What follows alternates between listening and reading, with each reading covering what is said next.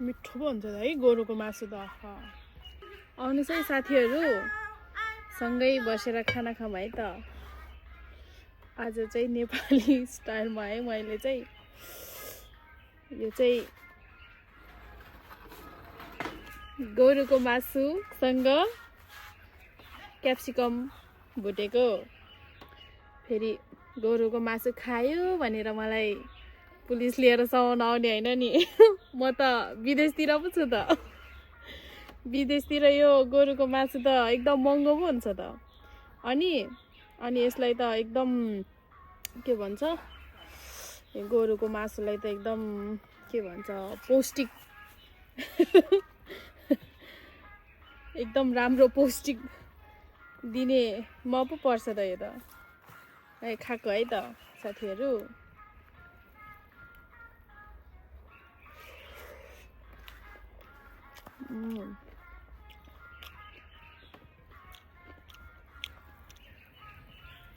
मिठो पो हुन्छ है गोरुको मासु त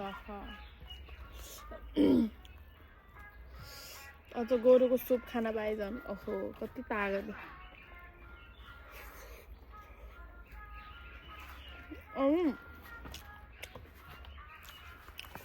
यो चाहिँ हाम्रै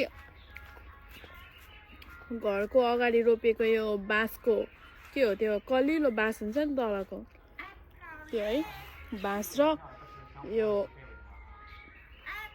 ससेस भुटेको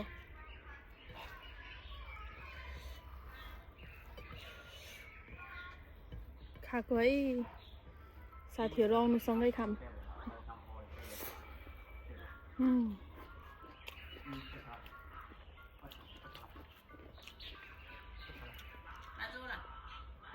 यो बाँसको कलिलो बाँस जस्तो अरू सब्जी कुनै पनि सफा हुन्न होला एकदम सफा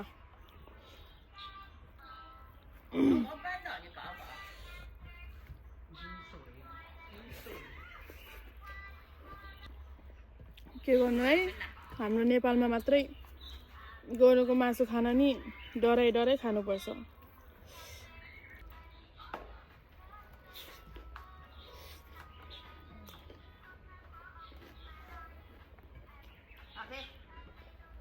अनि यहाँ चाहिँ यो अन्डा र त्यो समुद्रको घाँस के त्यसको सुप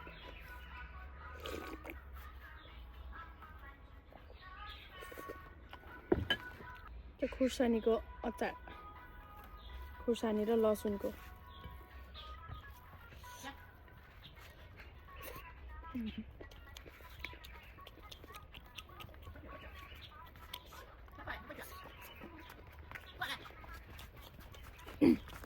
没事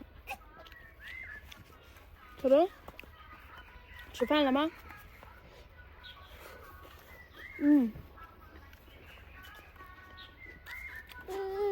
你吃过了吗你吃完了吗吃饱了没有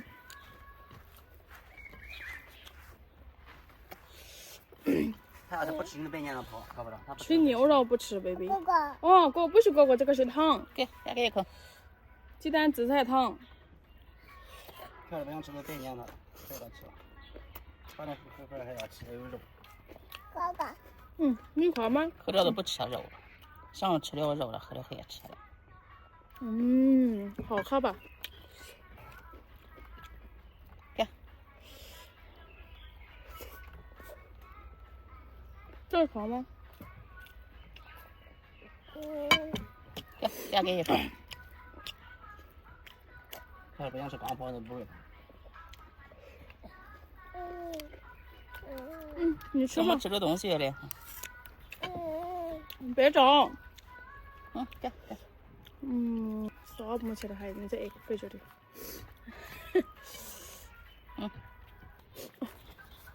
不找你冲你。不能找哈，不能找。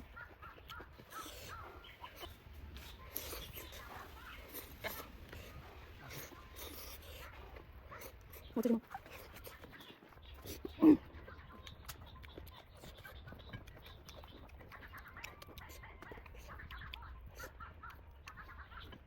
अब चाहिँ सुपको पाला है। चिनतिर चाहिँ के भन्छ खाना त अलिकति सुक्खा टाइपको हुन्छ नि त। अब सुक्खा खानाहरू खाइसकेपछि चाहिँ अनि अन्तिममा चाहिँ अलिकति सुप जस्तो खानुपर्छ अरे क्या, उनीहरू चाहिँ पिउनुपर्छ अरे क्या, अनि राम्रो हुन्छ अरे पेटको लागि भनेर भन्दो रहेछ। अनि यो सुपमा चाहिँ नुन पनि हालेको हुन्न, चिनी पनि हुन्न, केही स्वाद हुन्न के, तातो पानीको रूपमा खाने गरिन्छ। त्यस्तै त होला नि सुप, अब सुप भन्छ।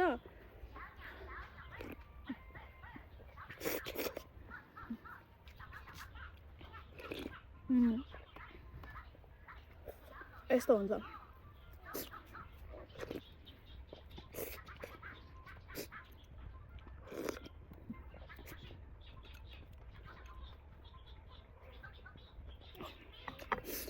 ल त साथीहरू, मजा गर्नुभयो भिडियो हेरेर?